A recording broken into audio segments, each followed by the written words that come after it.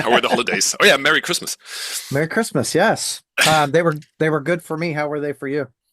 Just been working, played two Christmas shows, and the family's coming later between the years, so nothing much Okay. going on, but just a little bit. So now it's kind of time to relax a little bit, and then the family will show up, and you'll be like, "Oh shit." Yeah, there's I work in a bar here in Berlin, so there's gonna be two more shifts and then a little party for New Year's Eve, and that's it for the year. Rock and roll. That's like I'm not a big partier, but this weekend we're going up by Chicago to go see Mastodon play like their last US show for the year. Oh, sweet. So I'm really excited for that. Obviously, I fucking love Mastodon. I think they're just a tremendous live band. Yeah. And my wife is on board with it, which is like, yes. But is that something they do every year, or is it just they're on tour and this is just the last show? Yeah, I think I think they just did some Europe stuff, and then they're doing like one more show in the States, and then going to like South America or something. Ah, okay, didn't see that. But yeah, also haven't didn't manage to see them live yet, so it's on the Uh, it's on the list. great. Or just like just 10 minutes somewhere at a festival, I think. Somewhere Uh, with Gojira, maybe? I forgot. yeah, yeah, they just toured with Gojira Oh, that was that tour. uh Yeah, right. I last think we were year. in the Yep. US for that, but not the Uh, whole show. no, you guys probably crossed paths because I think you all were on tour with Tool at the time um as they were like starting. You were finishing up the Tool tour, and they were finished starting their tour. I think that's how that worked. Yeah, on that tour, I met the because we played Atlanta. I think that's where they all live, probably. Yep. I met the guitar player Bill. I Bill think Kelleher. the yeah, exactly. Yeah, I met him at the show, and but the others, I don't know. They'll pop up here and there, and you'll be like, "Oh yeah, hey, what's up?" Probably. I mean, they It'll be. won't know me, but good, I I good band. think you would. I think you would be surprised. I mean, A lot. nobody, nobody So many. recognizes the drummer. That's that's not true. That is not true. I mean, other drummers, but But you're saying not you, huh? not really. I mean, it is fun because after an Elder show, there's like a million people want to talk to Nick about his guitar settings and pedals and stuff, and there's like Yeah. two drummers that recognize me, and I have a drink with them, and it's You're fun. like, yeah. Off to the side. You deal with the crowd. I'm having fun over Yeah, here. just chilling because Yeah. like I'm in the back. It's usually dark, so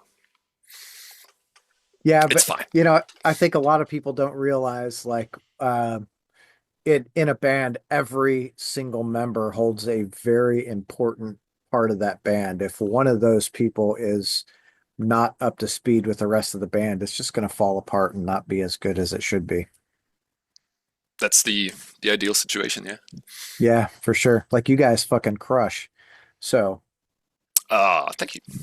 I mean, uh, so you guys have the Lore 10th anniversary coming up next year. You're touring, gonna do the States and Europe. yeah. And are you guys obviously you're gonna play the album in full. Are you gonna do start to finish, like front to back as it's laid out on album? Yeah, probably. We talked about changing some smaller stuff, but I would guess we just play the whole thing as it is on the record, and then we'll see if we can add some stuff or jam a part out or change a little something because these songs are quite old by now, Yeah. and they've evolved over time. Um, Even before I came into the band, and there's stuff that's been done differently, and I think Deadweight hasn't been played in ages, so it's going to be exciting because I've never played that live to see what we can do with that one. And yeah, but the rest we haven't decided yet what else we're going to do. But that record in its entirety, and then we'll see. That'll be a lot of fun. I think, with Compendium, it's going to start the show off like really fucking good. That it's a just a Yeah, it's a good solid way opener. to, yeah, get everyone's like blood pumping. Like, let's do some things. Yeah, or just, or I don't know, maybe add something before that. I think I've seen Opeth play. Oh, was it Ghost Reveries in its entirety? And they Mm. started with, I think, a newer track, uh, just to get people warmed up, and then like track number two or three, they started playing the record, and everybody was warmed up. Might also be a good idea, but we'll see. Could be. You guys go see Elder on tour. Um, Hopefully. So I know you guys are playing like you're not playing Louisville, which is where I live, but you've got a couple of semi-close shows like Nashville, Columbus, Detroit, Chicago, Atlanta. Yep. I'd really like for you guys to come play Louisville, but I get it. I Yeah. How far is that for you? so Nashville's about 2.5 hours. Okay. Yeah. Yeah. Sorry, I'm not from the U.S. I'm still learning Yeah. the No. distances. Yeah. I'm always amazed how far people drive to see shows there because here, or when you live in a bigger city, there's usually bands every week. Yeah. But if you play, or if you live somewhere out in the sticks, it's kind of hard to get to shows. Yeah. There was one. Oh, where was that? I think when we played Fargo or something, there was one dude, or somewhere up there in that area, or maybe Milwaukee. One dude came from Montana. He traveled like 13 hours to see a show. Yep. That was crazy. Yeah. I It's I've flown from East Coast to West Coast to go to a show. yeah, Like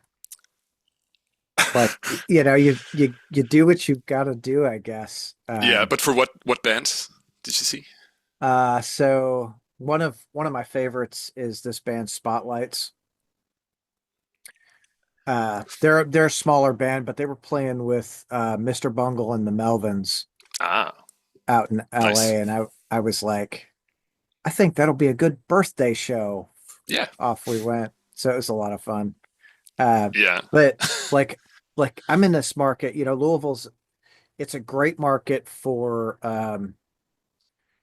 it's a great market for locals and independents, but you know when you look at larger touring bands, there are better markets close to us that are going to have that are going to fuck up that distance clause, like yeah, Nashville is. I mean, that's pretty close to 2.5 hours. yeah. That's always a thing. I mean, I didn't, because it's so different here. Because in Europe, every city is like it's like 2 or 3 hour drive to the next bigger city, Yeah, so you don't really have that. But it's like I'm not booking shows in the US. I don't know exactly how right. that like how these clauses work. Um, but it's like unfortunately now always necessary to think about like the economics. Like, okay, we have to like drive further, so more people might come and all of that. Yeah. But yeah, Yeah, there's definitely a lot of factors that go into it and obviously, being here, I like being here because it's close to a lot of larger markets. So if they're not hitting Louisville, they're going to hit Cincinnati, Columbus, Chicago, yeah, Detroit, Nashville, Knoxville, all of these areas. And I'm not afraid to make a little drive. Like um, Mastodon on Saturday is 4.5 hours, I think. but you're not driving that back during the night, or Now, oh, okay, good. now we're gonna go up and my wife wants to go to Chicago, so we'll go do a little bit in Chicago and then go have dinner and then go to the show. And I don't drink, Sweet, so I won't be hungover on Sunday, so I'll be driving home. All right. nice. So what got you into playing drums? Uh, oh, my parents. Because I was I think 10, and my best friend growing up, he just started taking piano lessons. And my parents were like, don't you also want to learn an instrument? And I was like, drums. Sounds fun. Like, don't really need to learn sheet reading and all of that. But Yeah. of course, that's the first thing you learn. So, like the first 2 years, I think I was really struggling because I imagined something else. And then it's like going to school and learning sheet reading and rudiments and all of Yeah. that. But I had a good teacher who was patient, and I could just like figure it out in my own time. And then when I was 13, maybe discovering the record collection of your parents, you then like get a feeling for what you can do with that. And I remember seeing, I think my parents had a Led Zeppelin live DVD and watching that, and just like the first time thinking, oh, I can do this if I Yeah. practice. Then okay, now I'm gonna practice. So that took like 2 or 3 years until I really got going, but it was good just that I did something before, so I had the foundations, so it was a little easier. Yeah. Uh, yeah, and then it just got just a slow build up, got more and more, played more and more shows, and then all of a sudden we played Madison Square Garden. It's kind of crazy. It's a bit wild, but yeah, nothing Yeah. too special. Just seeing local bands around the time I graduated. That was a big motivation to keep going. Uh, yeah, and I met some really cool drummers who were nice enough to talk to, like a young dork. Um, and then you can see yourself doing that if you have these people, and you like if you start out and you don't know any direction, you just want to play drums, and like faster and louder is fun. But apart from that, you don't have a sense of like how this is going to work or what you need to do. And that was good, like talking to other drummers who've been on tour. Yeah, got lucky, met a bunch of good dudes. Yeah. Learn well, and I think that's one of the cool things about like other musicians, right? When you get together and even if you click just a little bit, you start, oh, what about this? And like Yeah, just try to learn and share, and it kind of helps perpetuate the industry, so to speak. yeah, yeah. Especially with or the smaller shows were good for that, where you can actually talk to these guys. They Yeah. would just hang out at the bar afterwards, and you can just like chat them up, and it would be cool to talk drums with you for a while. And yeah, there was just got really lucky, met the right people. I don't know about lucky. I think it's, you maybe you didn't have that goal of, oh, I'm gonna, play drums professionally, but it's Yeah, I mean, there's still, I mean, if like apart from all the practicing stuff and figuring out how to play, it's still so much luck involved. Like just meeting the right people for a band, like having the right teacher, seeing the right bands, like being at the right time in the at the right place in the right time. And I definitely got lucky with that, because without, like, for example, meeting John Paul Gaster from Clutch, I met him at a show that was just when I started, I think, my first proper band, and just like have like being able to talk to him about that, it was really good, because otherwise I would just, I mean, I would still be doing that, but that was definitely a big motivator. influence. Yeah. Yeah, and motivator. That's cool. Do you remember like what that conversation revolved around? That was I don't know. Do you know drums a little, or just A little bit. Not like there's I'm like not these super these nerdy about it, but yeah, no, don't worry. There's rudiments, like these little things you do with your hands. mhm. The technique stuff, and there's one exercise where you have all the things you can do with your hands in one exercise, uh, that you memorize, and it's like 15 minutes. And if you play everything back to back, and that's a good warm up. And I was learning that one at the time, and I got to the venue earlier in the afternoon, and I was outside practicing that. And then the bus stops right in front of me, and the drummer comes out. He's like, "Oh, hey, what are you practicing?" And I show him the book, and he's like, "Oh, that's the same stuff my teacher taught me." And then he came out after sound check with his pad, and we went through a couple of rudiments together. Stuff like this. So that's really cool for him to take the time and come yeah, and do that. Like yeah, yeah, really that's good. yeah, that drummers, I think, a lot of drummers that I know, they share so much with technique, hand technique, foot technique, Yeah, etc. And it's nice to see that, like, sharing. And, oh, you don't know that? Here, let me teach you. Or, hey, how do I get better with this? Oh, let me teach you that, right? Which is really, really fucking cool. oh yeah, yeah, yeah. It's just so much to learn there. It's kind of Yeah. Do you still. feel like you're still like learning a lot as a drummer?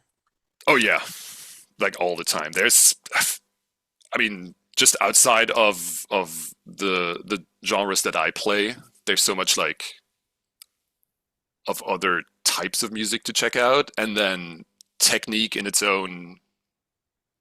There's like, I don't know. I'm trying to take some lessons with another uh not childhood hero, but another drummer that I liked from that time when I first went to shows, and he is just so good at playing powerful but being relaxed.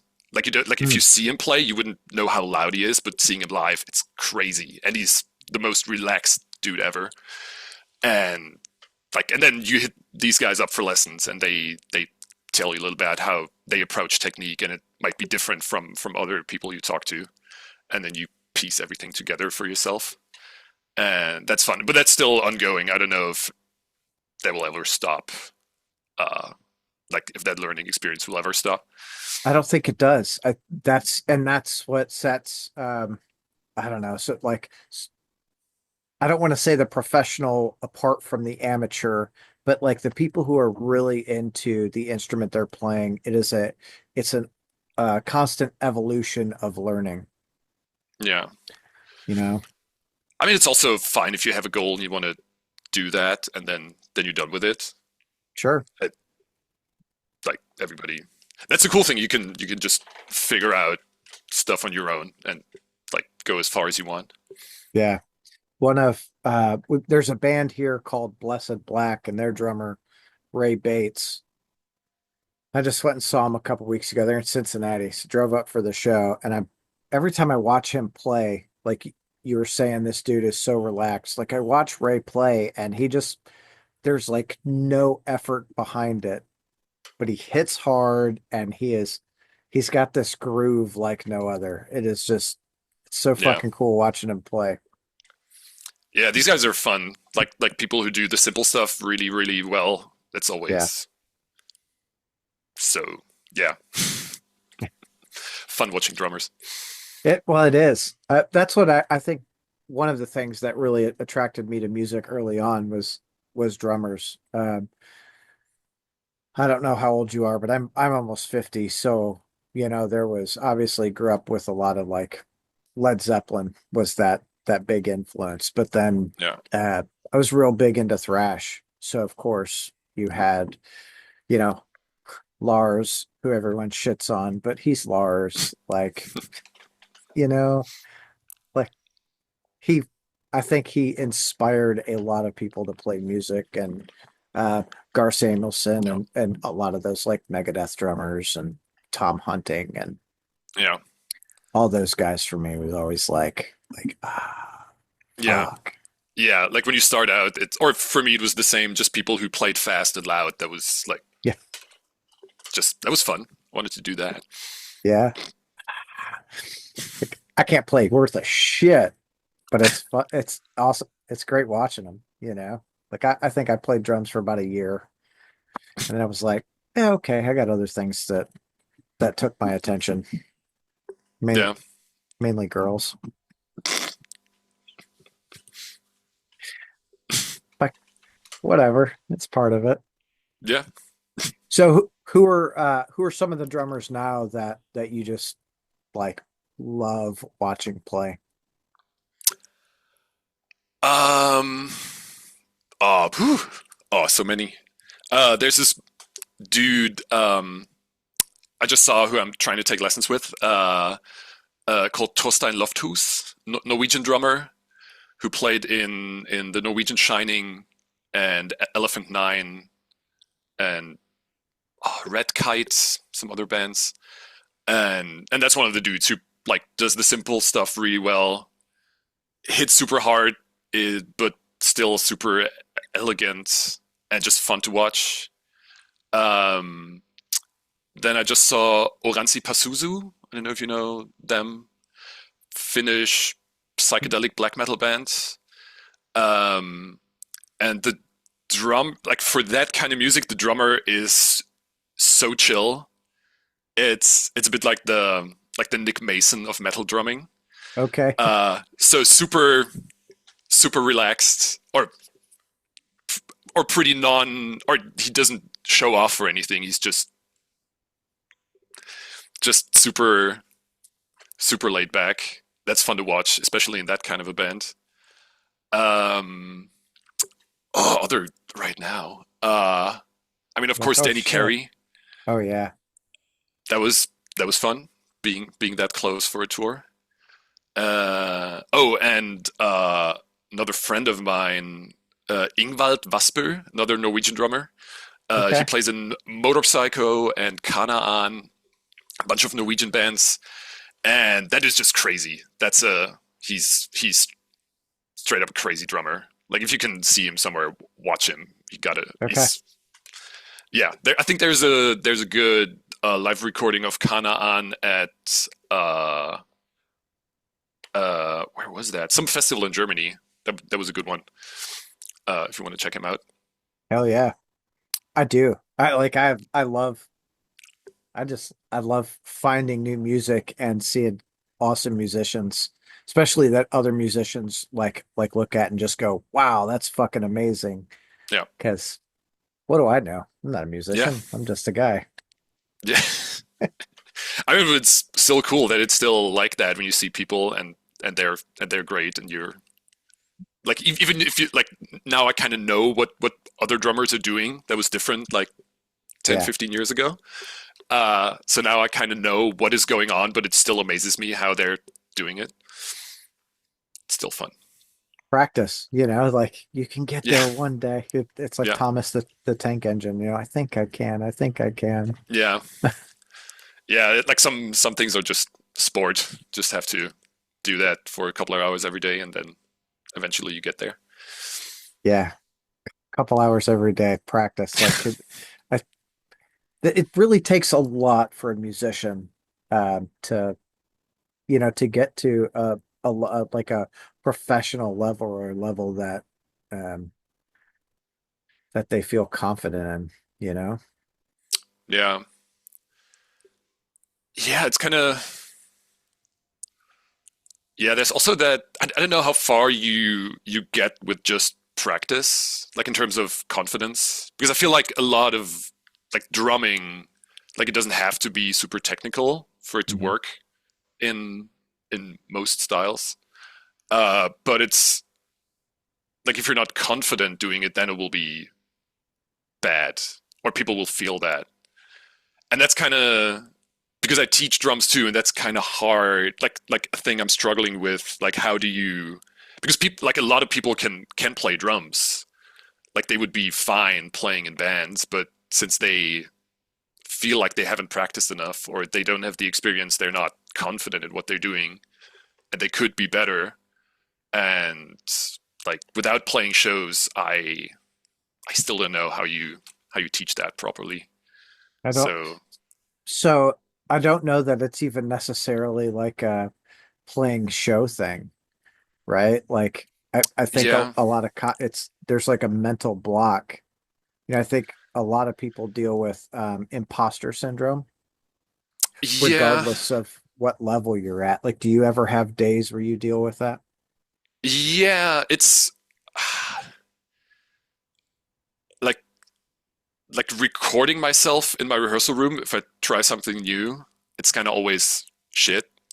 Or you have an idea and you try that out and you play along to an idea, and it's just terrible, and or terrible, but it's not as it sounds in your head.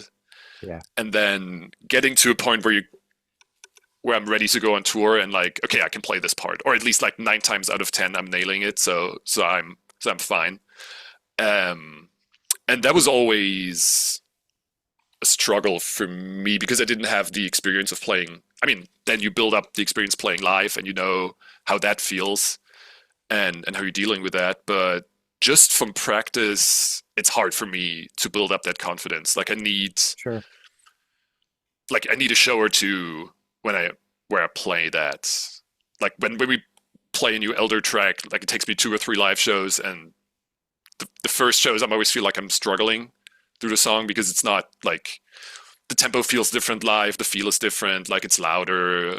You feel like you have to hit harder for certain things, and then like build up a connection to these parts always takes me a while, and I'm not good at dealing with that just with practice.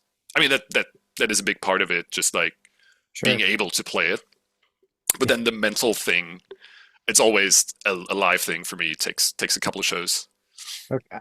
I could see that. I think uh, that is the crew is kind of the same way, right? Like you're like, okay, this is how I want everything. This is how it needs to be set up. And this first couple of shows, they're like kind of fumbling over each other, and then they get it, and like, oh, okay, cool. Yeah, yeah. But once you're Uh, there, it's great when everything is a well-oiled machine and yeah, just flows. yeah. You're at a point where like everything's great. It's like, okay, tour's over. Oh shit, Yeah, we need another couple of weeks of this. Damn it. yeah. So, uh, with, obviously tours coming up in a couple of months, is there a place that you love to go and play more than the others? You mean where I haven't been before, or where I would like to No, just return? where you've been and you really enjoy. Uh, what is fun? I don't really, I don't really care. I like just traveling is fun. There's Yeah. some cities that are going to be fun personally for me, like Oslo next year. There's Desert Fest there with I have a couple of friends there and some other bands that I like play there. For example, Oradzi Pasuzu, that Finnish Yeah. psychedelic black metal whatever band. They're going to play there, so that's going to be fun. Like seeing them playing there, seeing a couple of friends, and um, there's a couple of venues on the U.S. tour. Like I think we're playing Reggie's in Chicago. Chicago. Yep. Do you know that place? Yep. It's That's a fun one. Like just a fun venue to play at. What else is there? Bunch of stuff, but Yeah.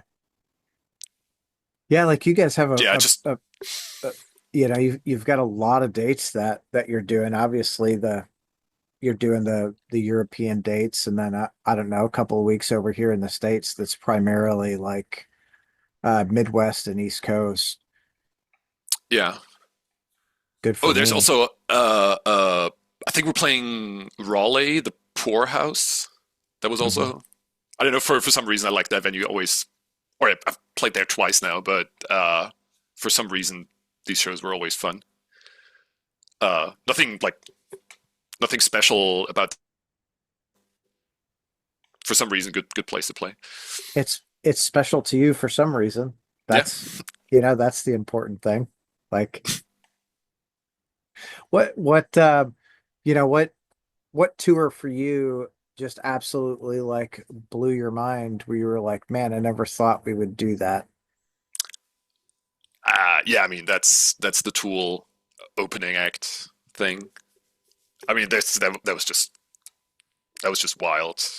Yeah. playing arenas. Like we played like show number 2 and 3 were Madison Square Garden sold out Friday and Saturday. I mean, that's yeah. I mean, how you gonna top that? Right. But like apart from that obvious answer, From the first US tour I did with Elder was cool. That was just hard for me because that was right after, like pretty soon after COVID, and we did Mhm. one European tour with shorter drives, and then all of a sudden you haven't properly toured in like 2.5 years. Just some festivals in the summer, and then you're driving for like 8 hours every day. Like, uh, Yeah, and then I didn't want to sleep in the car too much because like I wanted to see the country, and you're driving through the Rocky Mountains, and you want to take everything in.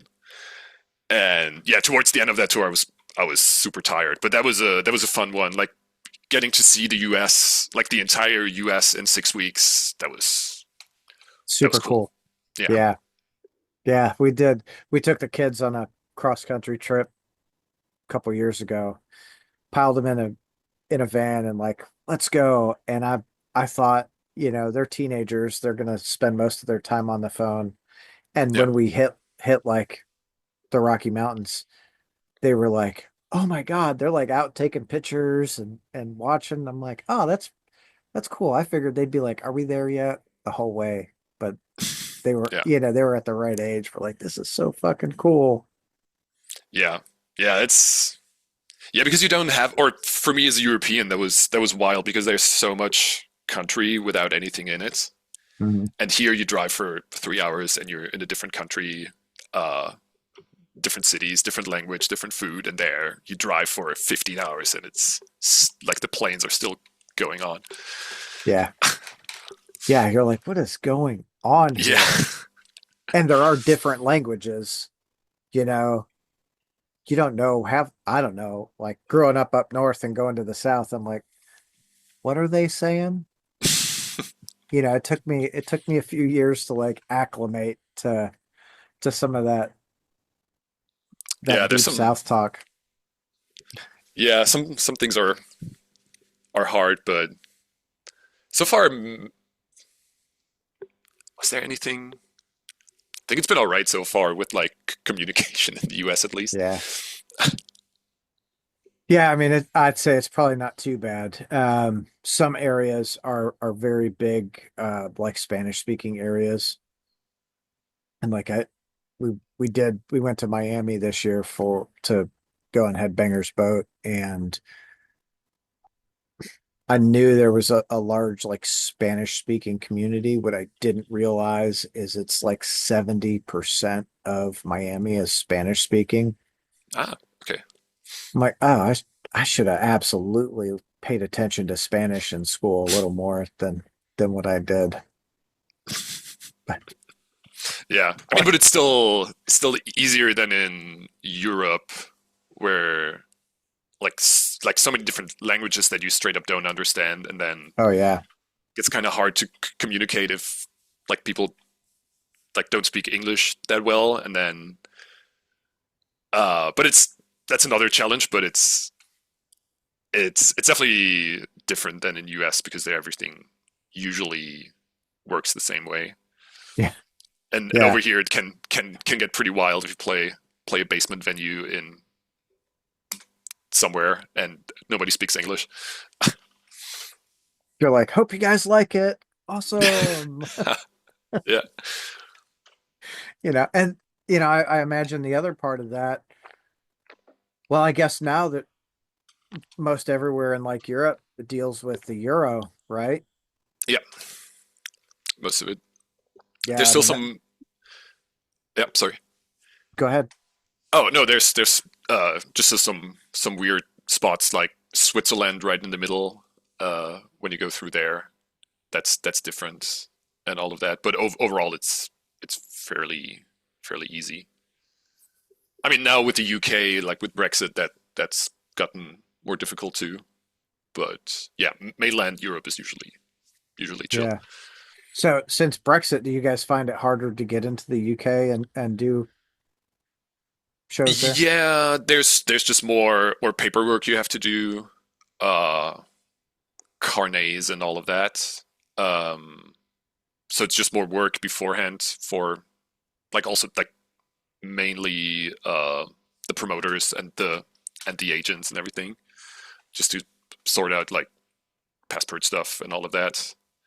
And then you have to, yeah, it's just like bureaucratic stuff that you, but Yeah, we haven't had any troubles like getting in. Just the that's paperwork good. is it's a lot. Yeah, I can only imagine. What's the, I guess as far as paperwork goes for you, like what's been uh the biggest challenge for places to get into? Um, I mean, I mean, I haven't toured outside of Europe and the US, so the only place where I needed that was the US. And that was a lot the first time because you have to do an interview, and then I had to go to Frankfurt to another city for an interview because there weren't any spots open in Berlin, Oh and just shit. traveling around and doing all of that, and everything worked out. It was just like first time doing it, and you don't know what you're dealing with exactly, and you want to do everything right. That was a lot. Yeah, so that's my only experience with like getting work Okay. visas. I never thought that I guess I never thought about it enough about them doing interviews, in your home country. I always figured that that was something like once you get here, they're like, okay, this is your first time. Let's get you over in the interrogation room. And Yeah. I mean, if you're going there on holiday just with a tourist visa, that's easy. That you don't have to yeah, do anything special for that. They might like ask you, or they will ask you questions on the border, but it's usually just like where you're staying and all of that. But if you want to work there, you have to um like they just want to know that you're the person who applies for it and you know what you're doing and that this isn't a scam or anything. So you have to go there in person and tell them you're playing this band and all of that. this is what I'm Uh, doing. Here's our promo photos. Like, see, yeah, I'm really me. Gosh. yeah, something like that. Yeah. But So what has been, for you, was it Madison Square Garden was like the show that you're like absolutely mind boggled with? yeah, I mean, it was the whole tour. That wasn't really like one specific venue, and Madison Square Garden was the beginning of the tour and like still figuring out how that all works. And I had some friends and family over from Europe, so you hang out with them, and I was just running around all day, so I didn't like take it in as much as some of the other shows. Yeah. Um, yeah, like even the smaller arenas that you play there, it's like 8,000 people, and that's still crazy. And Yeah. sometimes these were more fun because you were in these were old like high school arenas for their basketball team or something Yeah. like that, Yeah. and it's from the 60s or 70s, and everything's pretty old school. And these were also fun places to check out. Yeah, but then like the big arenas, it's yeah, still wild that we that we did that. Uh, Madison Square Garden, and then Staples Center, which is now Crypto something Oh, in LA. is that, oh yeah, that's not Kia Forum. It's, yeah, I think you're right. It's No, like crypto yeah, no, something. where the Lakers play. Yeah. Yeah, that was fun because we had day off before and after the LA gigs, and I went there with our driver the day before to see the Lakers play, just to scout out the place. That was fun, and then Yeah. seeing that like turned upside down a day later with the huge stage and everything. That was cool. Hell yeah. Was there like when you were playing those larger venues, was there like for you like a learning curve on playing there, like how it sounded and how you played? Yeah, like I was definitely hitting way too hard the first couple of shows. Like you don't need to do that because the PA is so Oh, ginormous. Yeah. yeah, and but for me because I was using in-ears and we had uh like the same in-ear mix every day, and because it's the same room, it's the same Mhm. board, so it's the same mix pretty much. You just tweak things a little bit, and that has been super easy. These were definitely the easiest shows I've ever played from a technical standpoint because like you just set up and the sound is amazing right off the bat, and you don't have to do much. That's cool. Um, yeah, but getting a feel for dynamics, it's different in an arena. Uh, yeah, first show definitely hitting way too hard because I felt like okay, this is a big room, I need to play loud. So, so I'm hitting hard, and then you see a small video or something. Is like, oh, okay, this is not necessary. The PA is sufficient. I need Yeah, play regular. Okay. yeah, or you don't have to.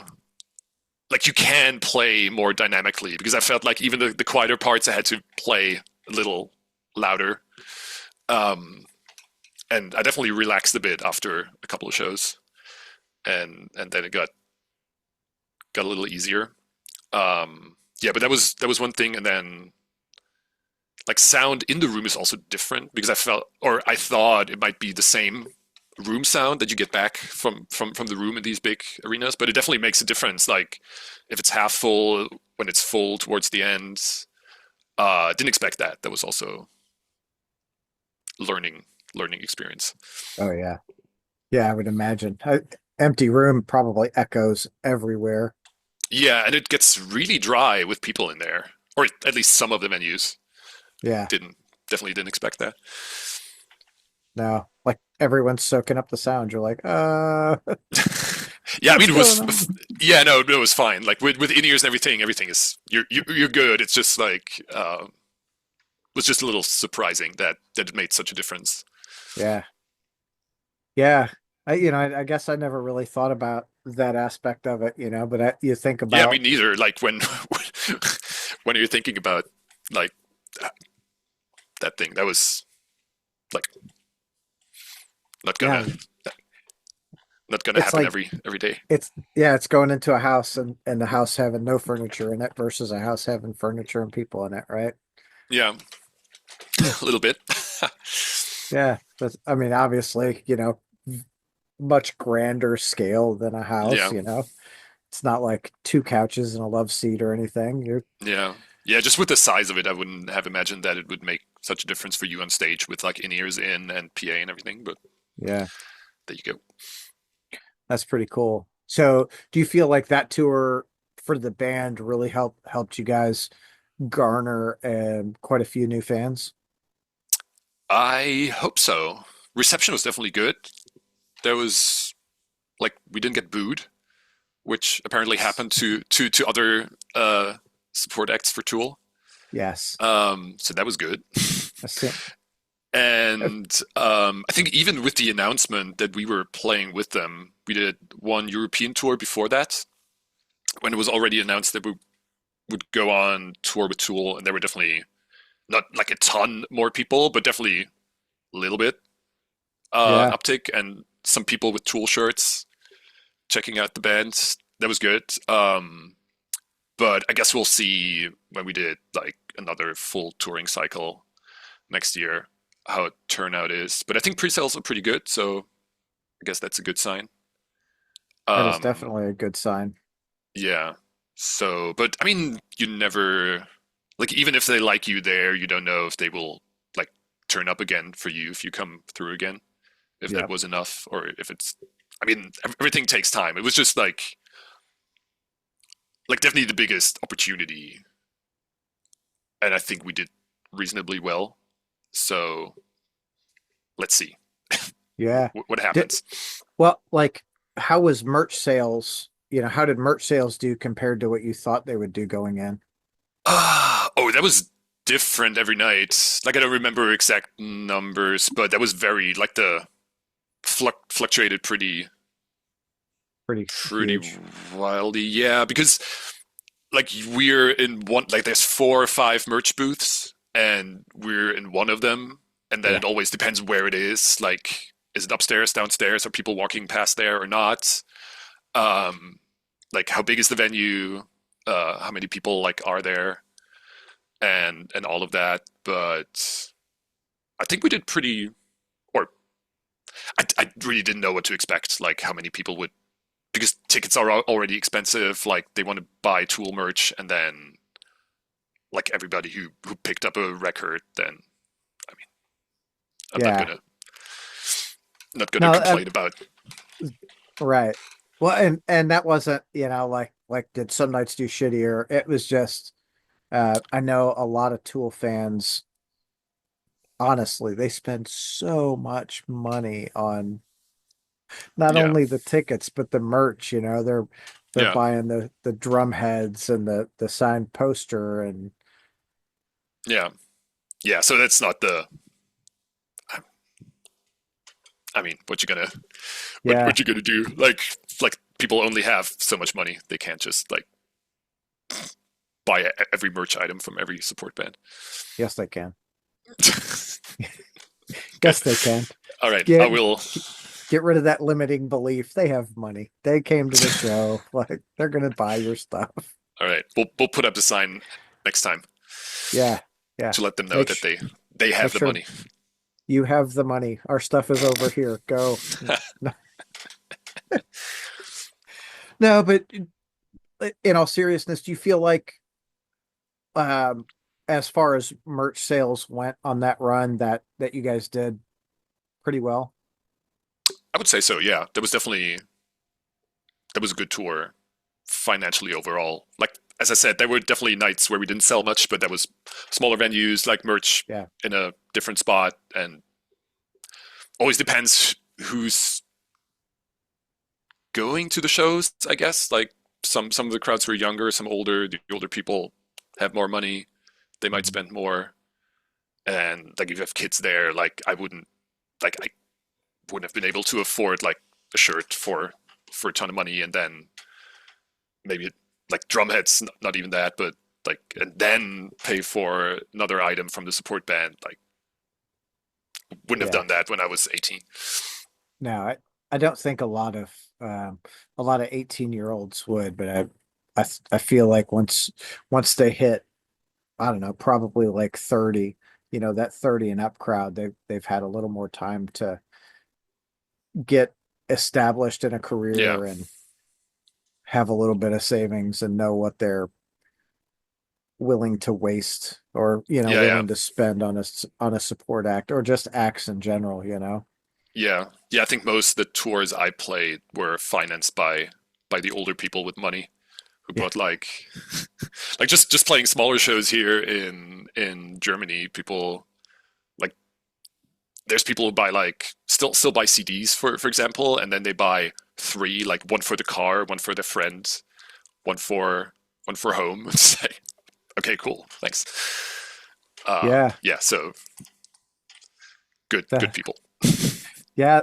Like that's cool. I never thought about it like that with especially CDs because I'll buy a CD if there's no like other physical, well, if there's no vinyl, I'll buy a Yeah, CD. That's like my number two.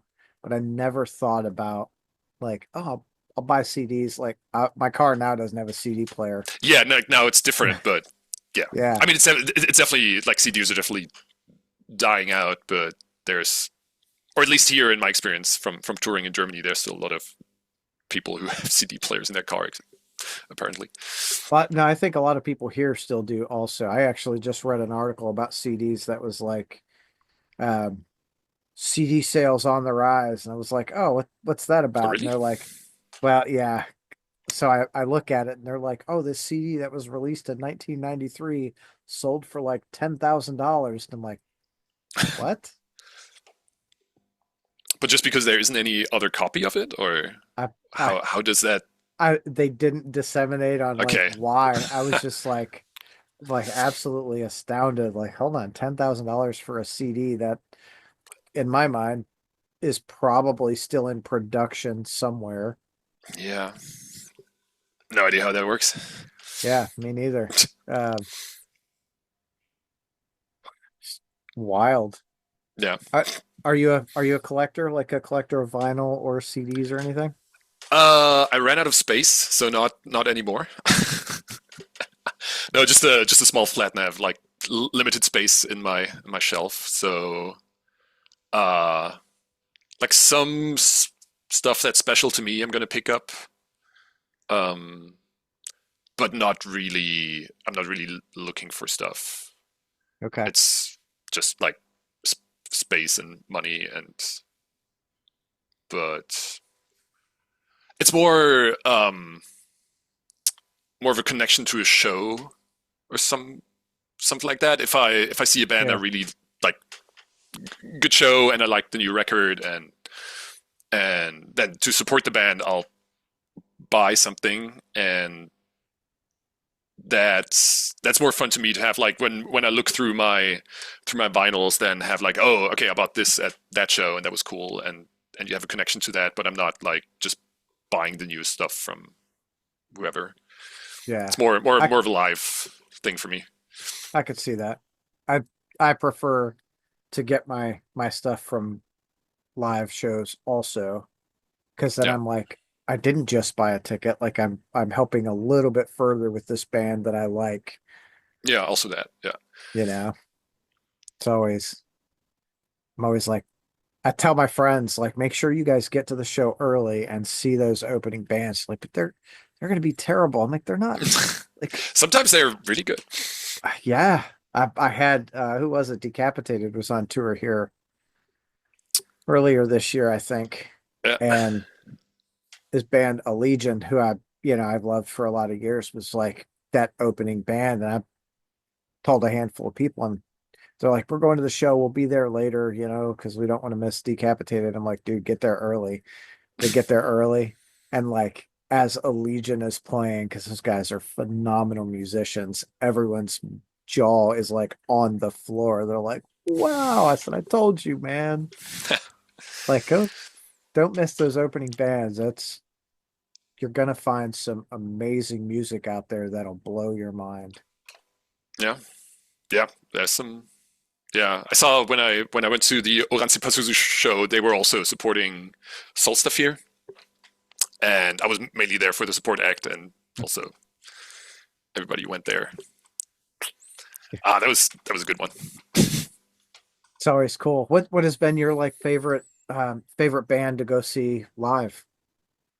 Uh, Recently or Just overall? overall. Ah, so many. I know. Like the hard uh, questions. yeah. Do you know Color Haze by any Mm-mm. chance? German psych rock band. They that was one of my first proper live experiences, and that's always fun to see them live. Just like 20-minute long songs, and just and they played a venue in my hometown. I didn't know the band. A friend of mine got me into it, and they were like, "Yeah, come, we're gonna see Color Haze." I was like, "Yeah, okay, who's opening?" And he was like, "No one's opening. They play for 3 hours." I was like, "Yeah, sure, they're gonna play for 3 hours." And then they They really did played play for for three three hours. hours, and I think I fell asleep after 2.5. But that was a good that was a good experience. And whenever they come to Berlin, I'm gonna see them. Oranzi Right Pazuzu, on. Okay. again. Yeah. Like right now, probably my favorite band. Uh, and there's a band called Extra Life. Don't know if you heard of them. Mm-mm. Weird. I don't know, what is that? Medieval goth art rock. Okay. Hard to describe. And I saw them in Berlin recently, and they didn't do anything for like 10 years or something. And then all of a sudden, they had a new record out, and they were touring, and that's an amazing live band. That's like, the singer is amazing. Like, if you I can, like how I like how you described that though. Medieval goth art rock. Like yeah, I gotta check that out. Like, what yeah, is that check it out. like? It's hard to describe. It's wild, but it's cool. It's very, I don't know. Just listen to Extra Life, and like, every record is good. Okay. Check them out. It's, if you want to hear something weird and really cool. I will do that. I stumbled on a band this year for me that I was listening to Blessed Black, who I absolutely love, and Fire Down Below came on, and I was like, "What the hell is this?" They're out of Belgium, and I'm listening to this new album, and I couldn't get enough of it. So I go back, and their whole discography, it's like 3 albums, is fucking phenomenal. All right. And they're doing their like first US show in about a month out in Vegas. I'm like, I'm going to that. Told my wife, like, I'm going to Vegas here. And she's like, for what? I'm like, I'm going to see this band. She goes, okay. Yeah, got to do what you got to do. Well, and funny thing, like, so I talked to the guys in Fire Down Below, like super cool guys. The band is great. Come to find out, Nick produced that last album they had. Oh, yeah, that name sounded familiar. Okay, I don't was don't know if I like, listened to that, but yeah, I think I remember him going to Belgium. I think, yeah. yeah, I was like, oh, that's fucking like that. That's like it's yeah. cool It's for a you guys to have Nick like work on your album, but the album, like the dudes are such like fantastic musicians. Like, I don't know if you're into like the whole desert rock thing, but they are right in that fucking vein. And yeah. God, they are good. Okay, yeah. Then I'll have to give that another. I probably listened to some of it, but I don't have to have to admit I don't really remember right now.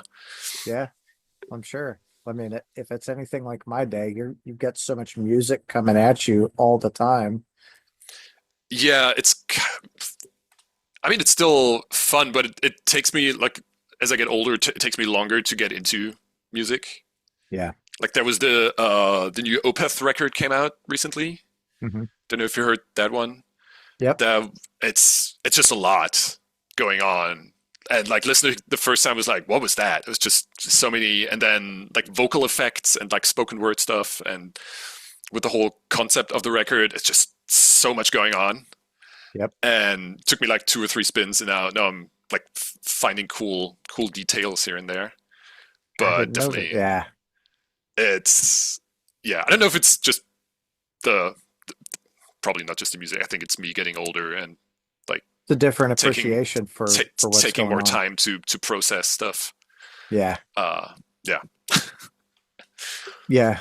There's a lot like that. I feel like there's a lot of albums now, or maybe I'm doing the same thing as you. The older I get, I'm just like bands that I absolutely adore come out with something. And I'm like, okay, I got to listen to that a couple of times or sit with it for a minute and really, okay, yeah, like I do like it, make that final decision. Like, yeah, it is good, or maybe I'll give this one away.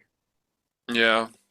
It's also I think like there's just more stuff in general compared to when I was a kid, where you had Yeah. like you. No, I'm sounding old. Like we didn't have Spotify or anything. You just had to go to the library to rent a CD and put that on your computer, and then you would listen to that. And so there was more time spent with the medium. Yeah. And now it's, oh, there's a new record coming out, and you just listen to it in the subway, and then you do something else, you forget about it, and then like back then I went home with the CD in my hand. It was like, okay, now I'm putting this on. There was That's kind that of, goal in mind. Yeah. yeah, just like spending more time with one record than I do now. Yeah. That is definitely another factor of it. There was a lot more buildup then too, right? Like I remember when, there were like no CDs, so you go to the store and your choices were cassette and vinyl. Yeah, Oh yeah, that's man, another thing. Yeah, like find the coolest, like, oh, this one looks really cool. I'm gonna buy that one. And you get home and you're either like, man, that album was awesome, or oh my God, that was terrible. yeah, yeah. Because now like you can just listen to it before, Yeah, before, yeah, almost for free, and decide then, and which is also cool. Like you can like it's easier to discover more music from another part of the world, but yeah. yeah, it's just a lot. there definitely is. There's a lot more accessibility now, which is um, good and bad, I think. Yeah. Not you don't really have to seek anything out anymore. It just kind of comes to you, and you're like, oh, okay, like I do like that. Yeah. I mean, there's still like the weirder, smaller bands that are really good who are just not like, I don't know, gonna make that much money with it that they can tour on a big scale.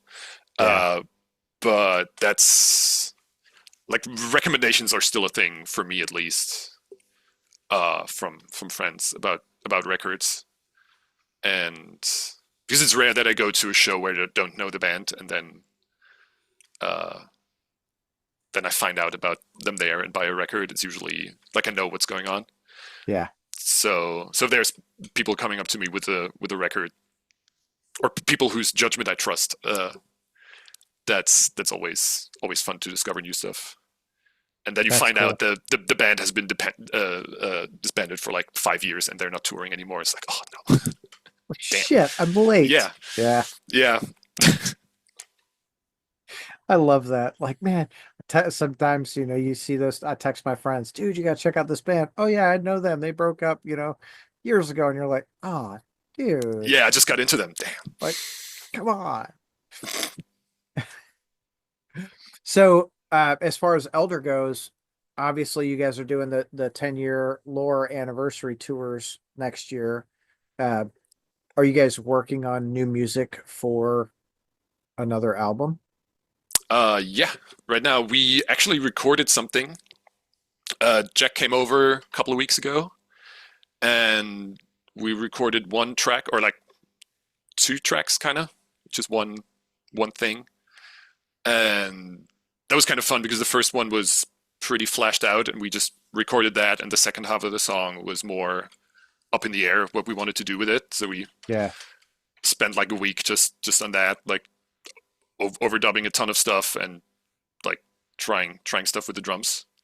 That was fun. But that still has to be finished. And then Nick is writing some stuff. There's more stuff. Mike wrote some things, and right now I'm trying to learn some stuff, which is always fun because I get the demo from Nick with the programmed drums, and then I have to figure out like, are those tom hits? Is this the kick drum? Like, do I start it with the left hand, right hand? And but so far it's been all right. It's just some parts are a bit faster where you really have to practice to yeah, make them sound good. Um, so that's going on, but we don't have studio time booked yet, so don't know exactly when we're going to record. sure. So, but Still there's in the things are writing moving. process. Yeah, Yeah, that's that's super cool. That's super cool. yeah, yeah. No, I like the figuring out stuff from because Nick writes. Uh, the drum part's always fun because it's different than I would write. Like from a feeling standpoint, like some stuff is like just where I would play around the guitar, like he programs some drums to play with the guitar, and then it's like the other way around with the bass, and that's a fun process for me going through the demos and figuring that out and just playing along to that just before you have to decide on one version of the fill, Yeah. just going through everything. Try. It's like, okay, like that sounds really cool. I Yeah, just can't make that happen right in this spot. yeah, Oh or shit. that would sound really good with like a double kick, but I don't have that in Elder, so I have to make it work somehow. Yeah. Eh, Good times. So Oh yeah. what how long do you think it's gonna take you to finish writing? Or just like no timeline at all? Um, Nothing right now. I mean, the other guys like Nick and Mike, they have another band. They're going to be on tour in January, and after that, I think it's going to be just focus on that and see how fast we can get that done. Hmm. Um, but there's still like stuff to figure out, like where we want to record and like have a timeline for that, and then Yeah. like the things we want to do with the new song. yeah, so still a bunch of decisions to be made. Sure. So the important question, is there a chance that there will be a new song like played out on tour? On the next tour, you mean? Yeah. Probably not. We haven't really done that. Um, and it's hard to just play a 15-minute song with like odd time signatures and a ton of Yeah. layers uh, to people that don't know what's going, like that haven't heard the song before. Um, so with Elder, it might be better for people to listen to the record first and then go to the show, so they, or at least for the new stuff. I could see So I that. don't, so I don't think we'll play the new song live. All I'm doing I is I don't think inception so. here. That's Yeah, all it is. Just planting a seed. yeah. Right now, I don't think so, but we'll see. Yeah, no, I totally get it though, right? It's a little different when you bring out a new song that's like 2.5 or 3 minutes. Okay, we can shove this down your throat real quick or Yeah, whatever, and yeah, versus and then for us, it's always figuring out how to handle the keyboard parts, or like, is the guitar playing the keyboard part there, um, and all of that. So you basically need the blueprint before you translate that to live yeah, to know what the goal is, what it should sound like, and then you try to get as close to that as possible. And I don't know how that would work, like just jamming a new song that hasn't been like properly recorded and everything. properly recorded and We'll introduced, see. Yeah, like having the whole version of it. Yeah. Um, we'll see. Yeah. They're gonna open the show with like th 2 minutes of a brand new song and then go into the old stuff. Like, just kidding. Yeah, probably not opening with the No, new right? song. That That'd would be be funny. dangerous. Yeah, there's oh, that would be rough. But I mean, maybe at some point. But I don't think it's Maybe. going to be the next tour. No, no, I don't blame you at all. Um, Yeah. all right, George, thank you. I appreciate you taking time out of your evening in Berlin to come and hang out and chat with me today. Oh, sure. It's been a pleasure. Hell yeah. So I think April, you guys are touring the States. Yes. And then May in Europe. Keep an eye out for Elder on the road. So I will see you. I'm trying to decide which show or shows I'm going to, but I'll see you at one of them somewhere. All right. All Sweet. right, cool. Cool. See you there. Yes, sir. Have a great night. You too. Or have a good day. Thanks. Day. Yeah. See ya. Take care.